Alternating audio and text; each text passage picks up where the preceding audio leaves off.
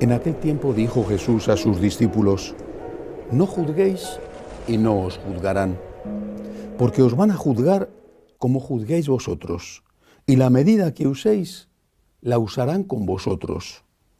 ¿Por qué te fijas en la mota que tiene tu hermano en el ojo y no reparas en la viga que llevas en el tuyo? ¿Cómo puedes decirle a tu hermano: déjame que te saque la mota del ojo, teniendo una viga en el tuyo? Hipócrita, sácate primero la viga del ojo, entonces verás claro y podrás sacar la mota del ojo de tu hermano. Palabra del Señor. No juzguéis y no os juzgarán. ¿Qué quiere decir Jesús con esto? Primero hay que recordar que Él pretende darnos una enseñanza que ha repetido una y otra vez. La medida que uses la usarán contigo. Lo dice muchas veces, por ejemplo, con respecto al tema del perdón. Pero en este caso habla de juzgar. Juzgar. ¿Qué es juzgar? Juzgar es decir que algo está mal o decir que alguien es malo. Es distinto. No juzgar significa que no podemos decir que algo está mal. No podemos decir que el narcotráfico está mal. No podemos decir que la pederastia está mal. No podemos decir que el robo, el asesinato están mal. No creo que sea eso lo que dice Jesús, porque en varias ocasiones Él ha condenado, no exactamente estas cosas, pero sí muchos pecados. Por tanto, no es que el Señor quiere que sus discípulos, nosotros, seamos personas, usando un término que no se usaba en la época de Jesús, pero que hoy es muy frecuente, no quiere que seamos personas tolerantes. El tolerante es un relativista. El tolerante es aquel que lo traga todo y que lo acepta todo siempre y cuando no le perjudique a él, porque entonces el tolerante se pone como una fiera. Mientras el daño se lo hagan a otro, el tolerante dice no, paz, paz, paz. Pero el día que le roban a él la cartera, ese día saca toda la bilis que tiene dentro. El Señor no quiere que seamos tolerantes. ¿Cómo puede pedirnos el Señor que seamos tolerantes con la violencia, por ejemplo, contra las mujeres? ¿Cómo vamos a ser tolerantes con el narcotráfico? ¿Cómo vamos a ser tolerantes con el abuso a los menores? Y he puesto estos 3 ejemplos y por supuesto hay muchos más. ¿Cómo vamos a ser tolerantes con el mal? Entonces, ¿a qué se refiere Jesús con el juicio? A algo que solo puede hacer Dios. Porque solo Dios conoce el interior del alma, el interior de tu alma, el interior de mi alma, el interior del alma de mi hermano. Solamente Él. Nosotros vemos lo que hay afuera y sí podemos juzgar eso, lo que hay afuera. Esta persona ha robado, esta persona ha mentido, esta persona ha sido infiel, esta persona ha sido un delincuente. Muy bien, juzgamos el hecho.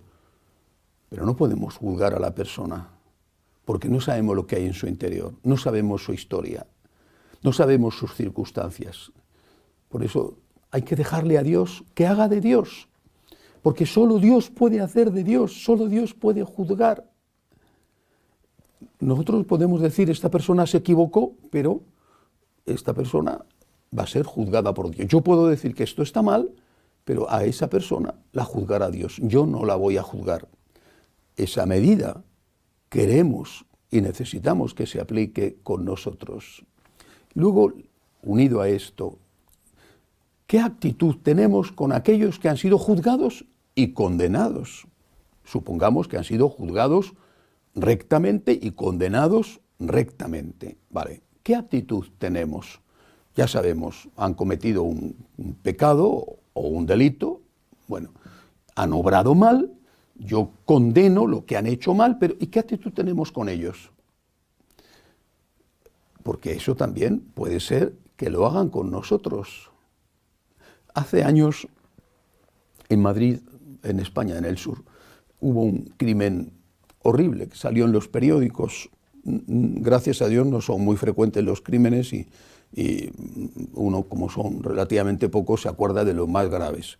En este caso me llamó la atención el hecho de que aquel hombre había matado a su esposa, había matado a sus hijos, una cosa muy, muy horrible. Bueno, todo el mundo, sus amigos, en fin, le abandonaron, bueno, y este hombre fue encarcelado con razón, había cometido un crimen horroroso, fue encarcelado con razón, y después de un tiempo de estar en la cárcel murió.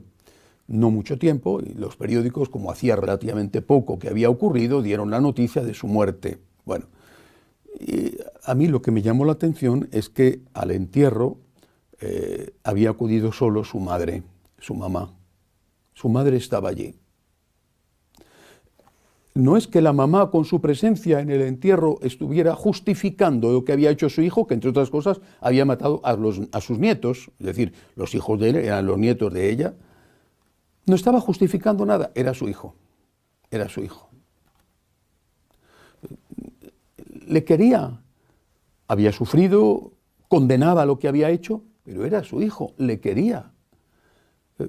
Creo que el Señor nos enseña a querer a las personas al margen de lo que hacen, no a tolerar lo que hacen, sino a mantener el amor, aunque no estemos de acuerdo con lo que hacen, aunque les digamos que lo que hacen está mal, pero aún así a decirle, no estoy de acuerdo con lo que haces, no voy a colaborar en lo que haces, pero yo soy tu amigo, o yo soy tu padre, o yo soy tu hijo, o yo soy tu hermano, y yo no te voy a retirar mi amor. Porque eso es lo que hace Dios con nosotros.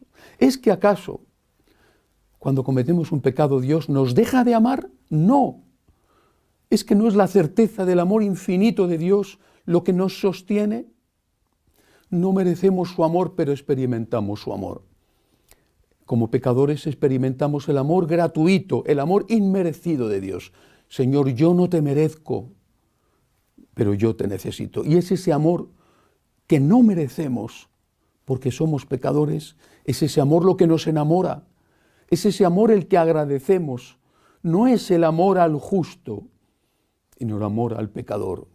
San Pablo decía, quizá por un justo haya alguien que esté dispuesto a morir, pero por un pecador, ¿quién lo hará? Cristo murió por nosotros cuando éramos pecadores, es decir, cuando estábamos manchados por el pecado. Por eso, deja a Dios que juzgue. Condena lo que tengas que condenar de los actos y, por supuesto, no colabores con el mal, pero deja a Dios que juzgue a la persona y no le retires su amor, porque la medida que uses, la usarán contigo. Que así sea.